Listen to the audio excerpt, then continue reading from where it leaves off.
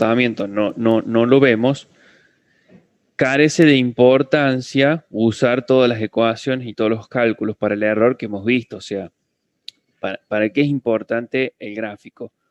Si nosotros no vemos una distribución gaussiana, no podemos usar toda la teoría para calcular el error. Esa es la realidad. Entonces, en la práctica, cuando vamos al laboratorio y hacemos muchas mediciones, lo que tenemos que hacer es graficar todos los resultados para ver si este comportamiento se da. O sea, ahí aparece el histograma de frecuencias. ¿Mm? ¿Qué es esto que tenemos acá?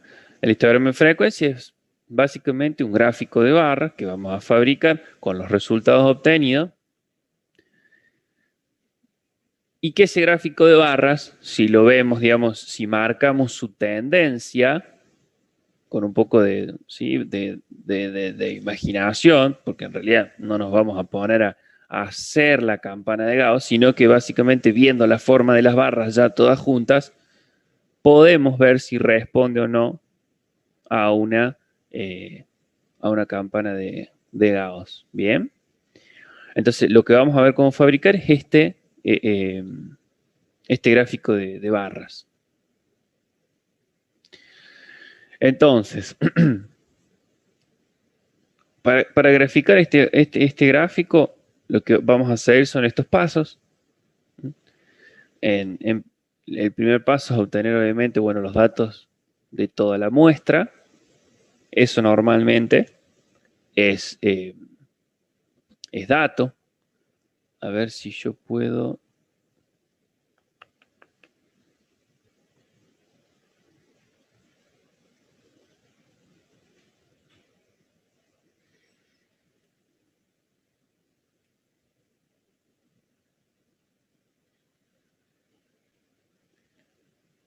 Acá.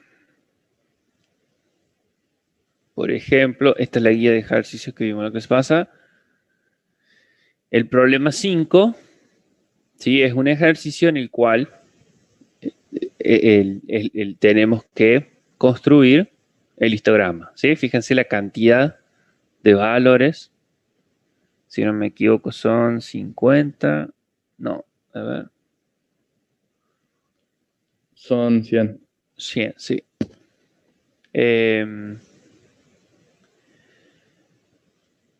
Entonces, obtener el primer punto, que sería obtener los valores, en principio ya lo tendríamos, ya alguien lo hizo por nosotros, ¿sí?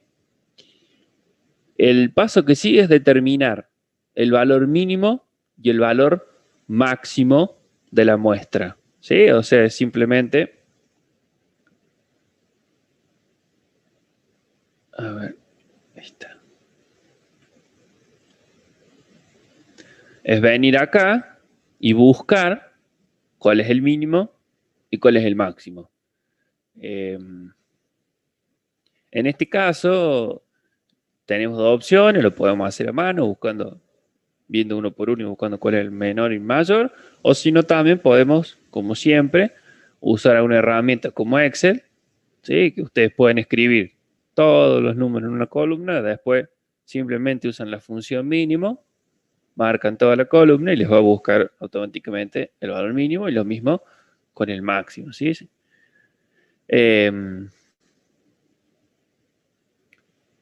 Una vez que encontramos el valor más chico y el valor más grande, ¿sí? Hacemos una diferencia, ¿sí? Digamos, al mayor le restamos el menor y con eso obtenemos el rango. Rango se le llama a la diferencia entre el valor máximo y mínimo. ¿Qué es lo que estamos obteniendo? Esta distancia o este valor. El máximo lo vamos a tener ubicado acá y el valor mínimo medio lo vamos a tener ubicado acá. Entonces, esto menos eso nos da el rango de valores que tenemos. O sea, entre qué punto y qué punto tenemos los resultados.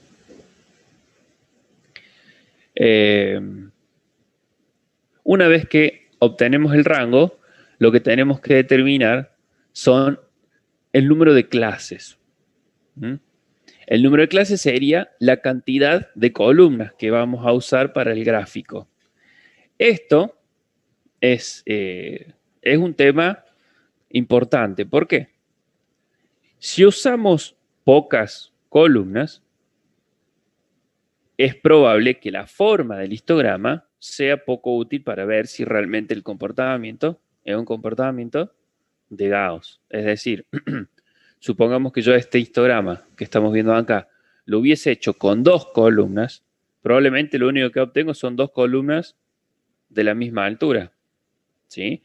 Pierde la funcionalidad de poder observar si tiene o no un comportamiento de Gauss.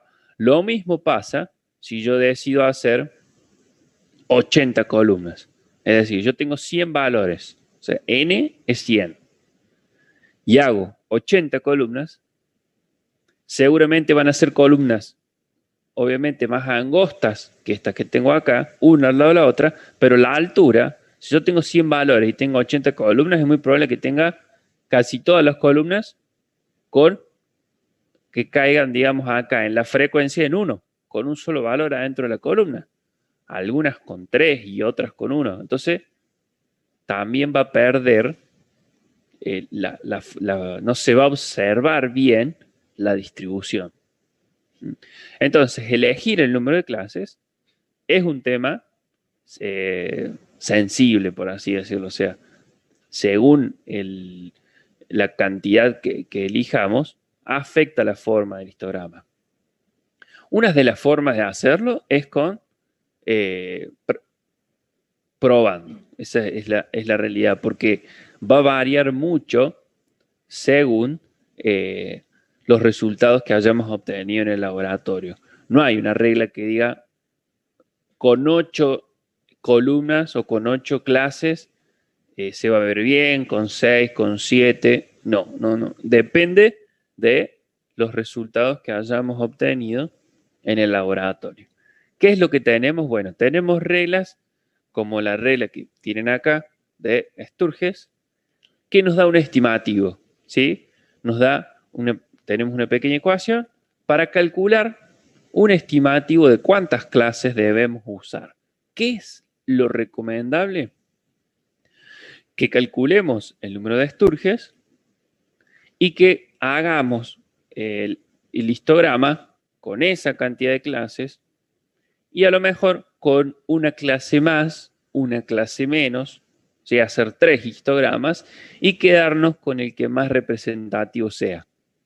A ver, esto que yo estoy diciendo, sobre todo, gana mucha importancia cuando tenemos pocas mediciones. Es decir, supongamos en el laboratorio, nosotros, por ejemplo, que vamos a clases, que tenemos 1 hora y media y que tenemos que hacer 2 o 3 experiencias, nunca medimos 100 veces como tenemos en este ejercicio. Al tener 100 valores, van a ver que el histograma da bastante bien. Cuando ustedes hagan un histograma con un número más acorde a lo que nosotros hacemos en clase, por ejemplo, medir 10 veces algo, 20 como mucho, van a ver que ya la forma del histograma no es tan perfecta a una campana. Entonces ahí sí cambia mucho. Además, al hacer 20 mediciones, no les da tantas clases, ¿sí? No les da 8. Entonces ahí cambia mucho también la forma del histograma. En este caso, bueno, la regla de Sturges dice que la cantidad de clases es 1 más 3,33 por logaritmo de n, que n, ¿sí? Es la cantidad de mediciones. O sea, en este caso es 100. Entonces, si nosotros hacemos logaritmo decimal de 100, ¿sí? Por 3,33, le sumamos 1, nos da la cantidad de clases que tenemos que usar o que nos recomienda esta regla usar para el histograma. ¿Sí?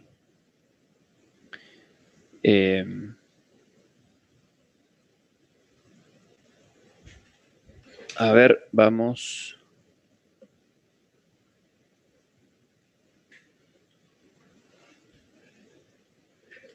A ver qué veo.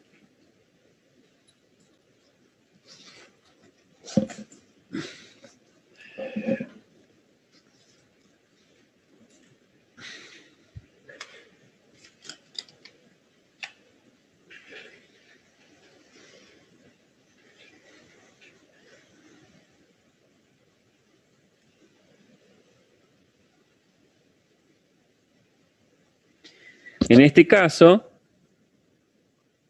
nos da 7,66. Obviamente que el número de clases tiene que ser un número entero, o sea que lo vamos a redondear sin problema. O sea, si nos da 766, podemos hacer 8 clases. Si estuviéramos con ganas o con tiempo o estuviéramos haciendo un trabajo, insisto, digamos, la regla esta de Sturgeon no es que sea una ley, ni mucho menos, es un aproximado. Lo recomendable sería hacer un histograma con 7, con 8 clases, ¿sí? Podrían hacer o 6, 8 y 9, por ejemplo. La cuestión es que hacer 2 o 3 y ver cuál es el que representa mejor.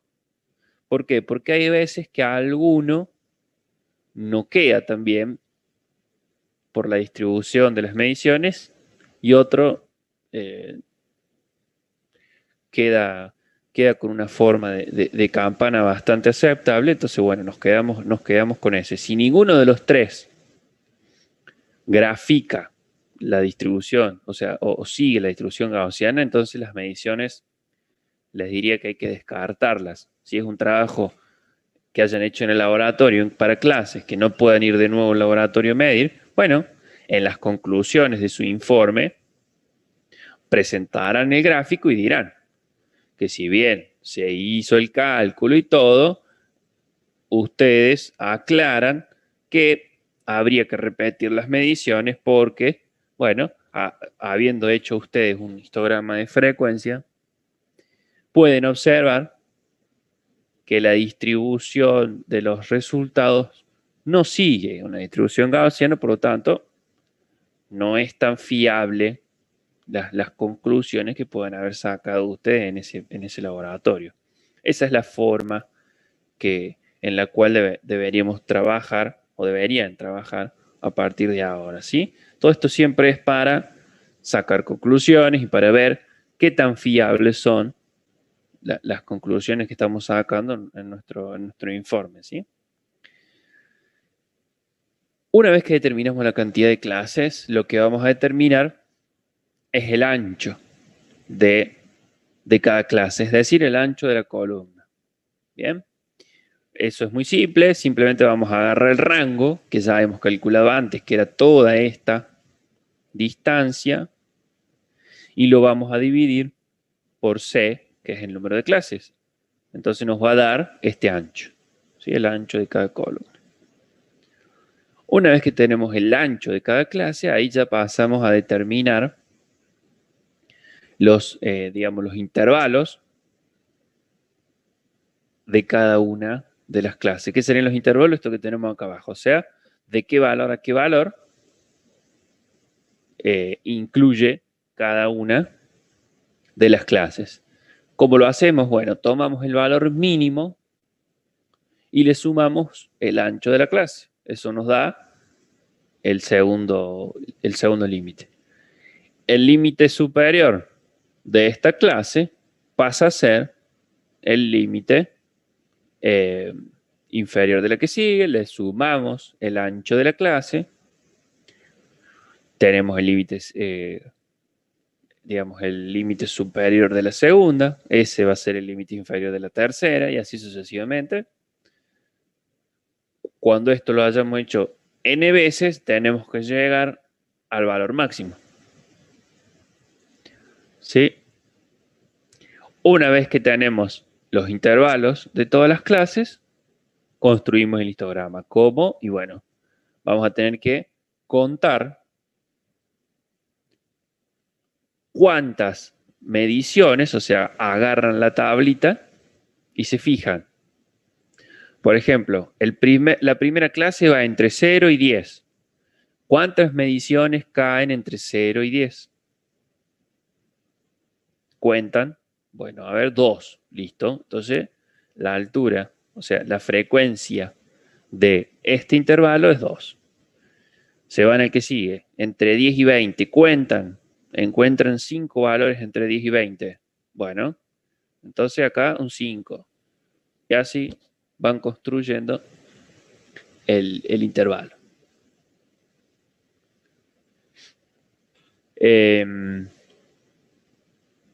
Eso, insisto de nuevo, lo pueden hacer a mano, lo pueden hacer en el Excel. Algunos se podrán estar preguntando, bueno, a ver, ¿qué pasa si hay una medición que es justo 10? ¿Sí? Porque acá están los límites.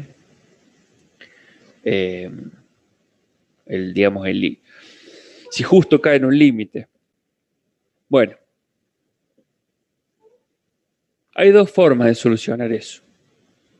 Una es cuando nosotros hacemos estos cálculos de dividir este cálculo, sobre todo, el ancho de la clase, el rango dividido el número de clases que sé, muy probablemente nos va a dar un número con decimales. No creo que dé un número entero.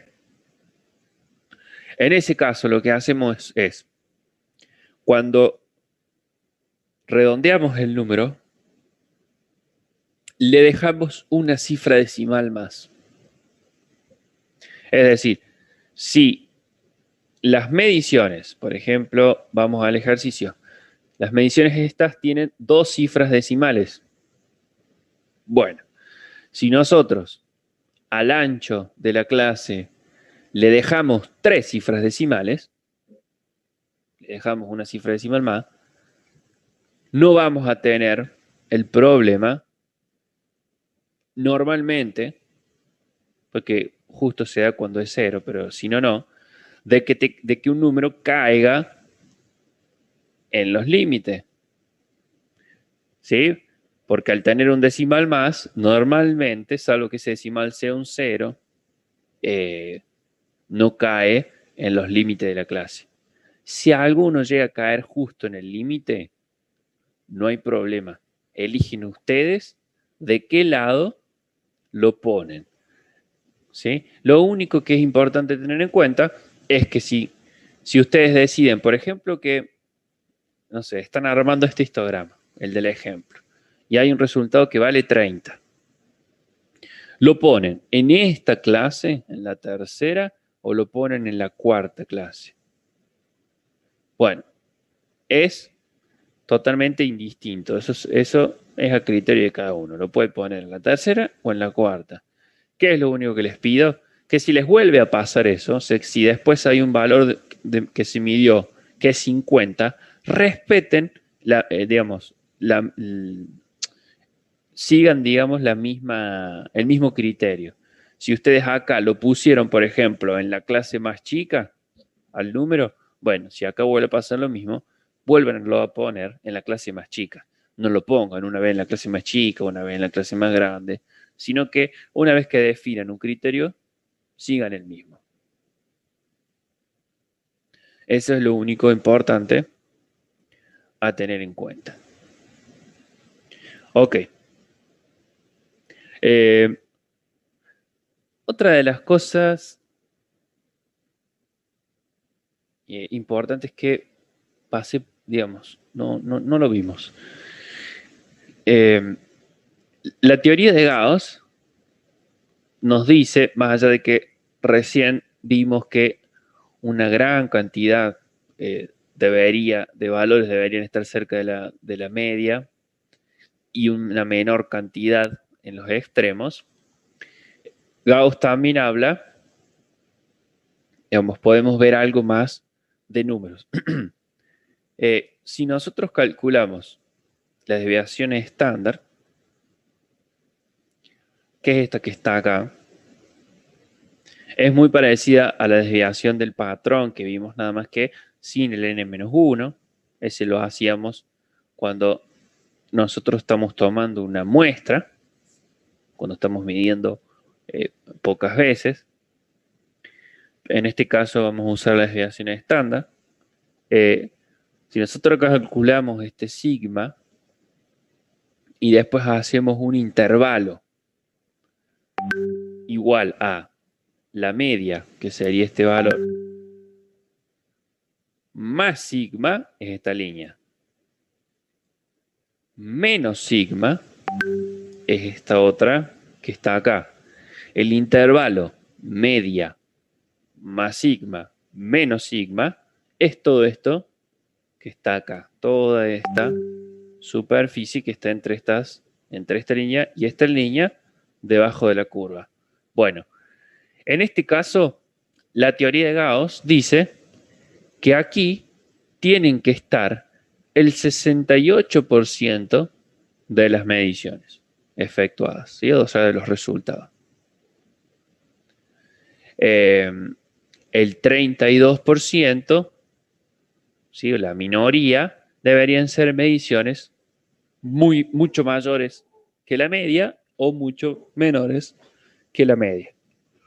En cambio, si tomamos un intervalo de 2 veces sigma, ahí ya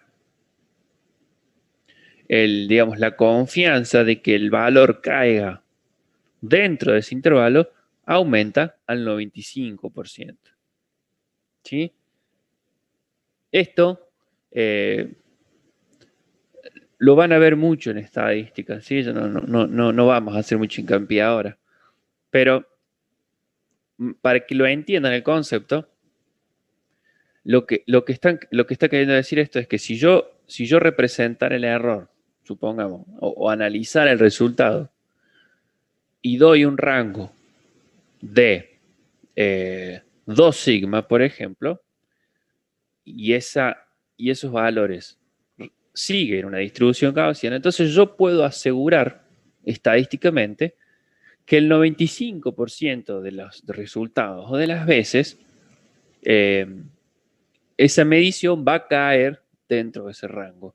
Y hay un 5% de que no, de que es distinto a esos valores por X causa. Bien, eso es digamos, lo que dice la teoría y lo que por lo menos nos importa que manejemos hasta ahora.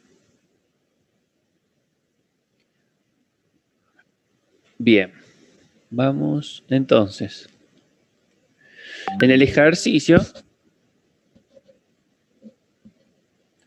ustedes tienen la tabla de valores medios, tienen la consigna, lo que nos dice es que construyamos un histograma eligiendo los valores apropiados para el rango de valores de las abscisas y el ancho de intervalo de clase, que es más o menos lo que estuvimos viendo, que calculemos el promedio y la varianza de la muestra, y que marquemos en el gráfico X, o sea, media menos varianza y media más varianza, que sería las líneas estas que vimos recién. ¿Sí? Ok. Y lo otro que nos pide es que contemos cuántos valores medidos quedaron en el intervalo X más menos S y cuántos en el intervalo X más menos 2S. ¿Para qué nos pide ese valor? Lo que está queriendo el ejercicio ahí, en realidad, es que nos fijemos si se cumple esto, lo del 68% y lo del 95%. Porque nosotros vamos a estar calculando esos intervalos que están acá. La cantidad de valores que cayeron en ese intervalo no es más ni menos que esos porcentajes que nosotros vimos. Si la distribución es gaussiana, se tiene que acercar muchísimo a esos valores. ¿Hay una duda hasta ahora? ¿Algo que quieran preguntar? Bien. Para calcular los intervalos, lo que hacemos es, veamos de nuevo los pasos. Primero vamos a buscar al máximo y al mínimo. Es decir, buscamos la tabla de valores y encontramos cuál es el más grande y cuál es el más chico. Luego calculamos el rango, que el rango va a ser la diferencia entre el más grande, que va a estar graficado por acá, en el extremo, digamos, a la derecha, y el más chico, que está en el extremo bien a la izquierda. Si nosotros hacemos la diferencia, nos da el rango. Es toda esta distancia que tenemos acá. Después estimábamos el número de clases.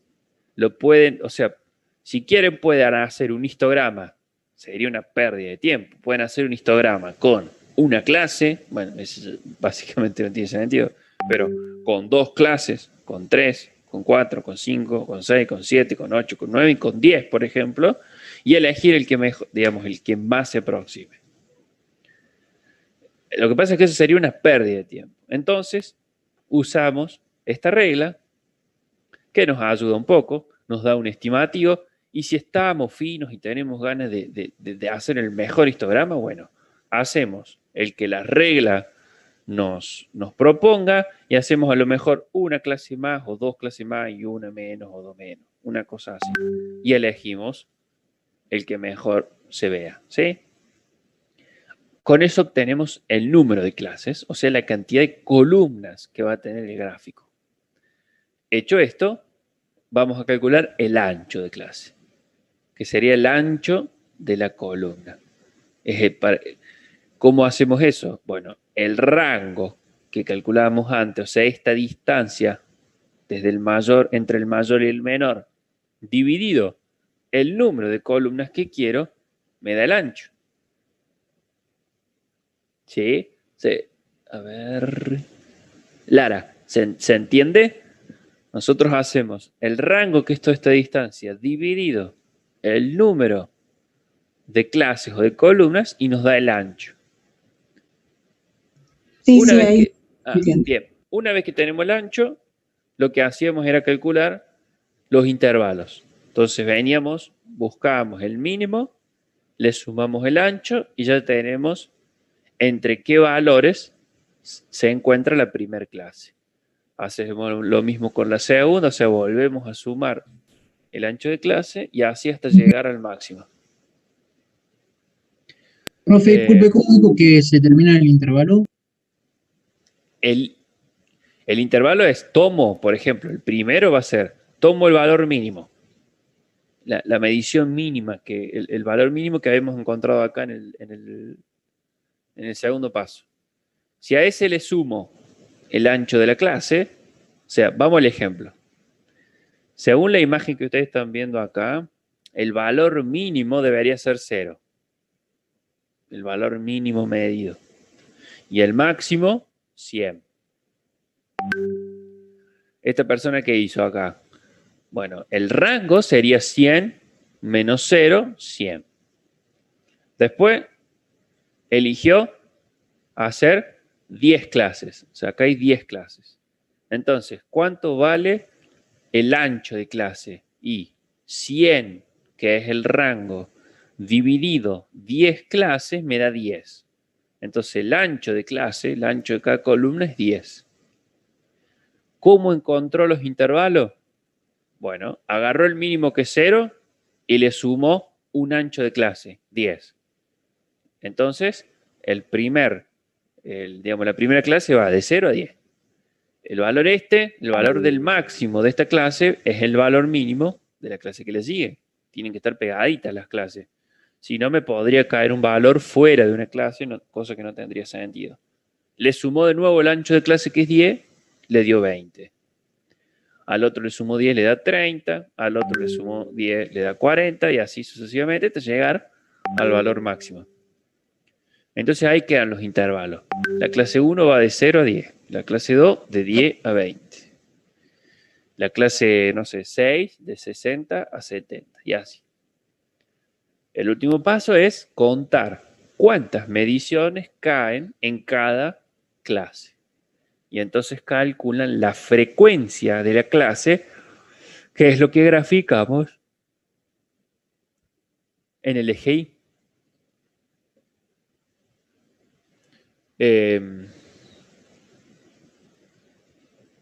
A ver si hay alguna otra duda. No.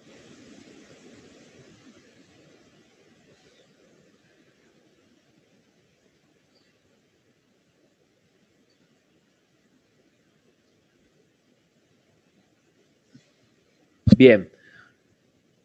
Ejemplos ya vamos a ver.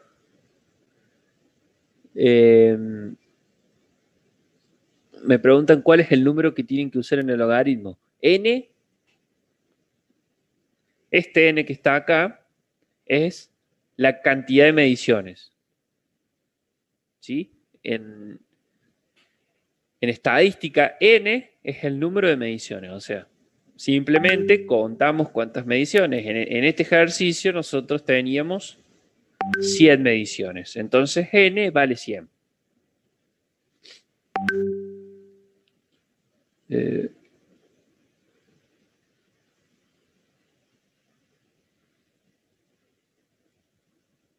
Ya estaba respondido eso. Bueno.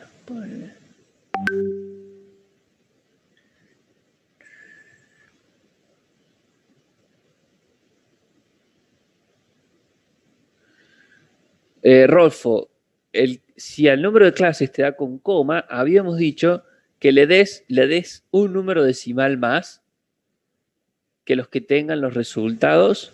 ¿Para qué? Para evitar que te caigan muchos números justo en el cambio de clase. Si vos le dejas un decimal más, la mayoría van a caer siempre adentro de una clase y nos va a tener que estar decidiendo en cuál de las dos columnas lo pones. Esa es la realidad en la práctica.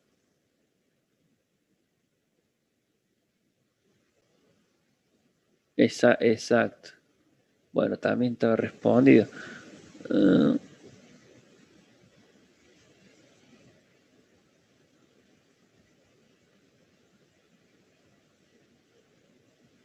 Siempre es. Eso ya está. Vicente, sí, exactamente. En el 95% de las mediciones tiene que caer en el intervalo de 2 sigma. Bueno, vamos entonces a ver más o menos cómo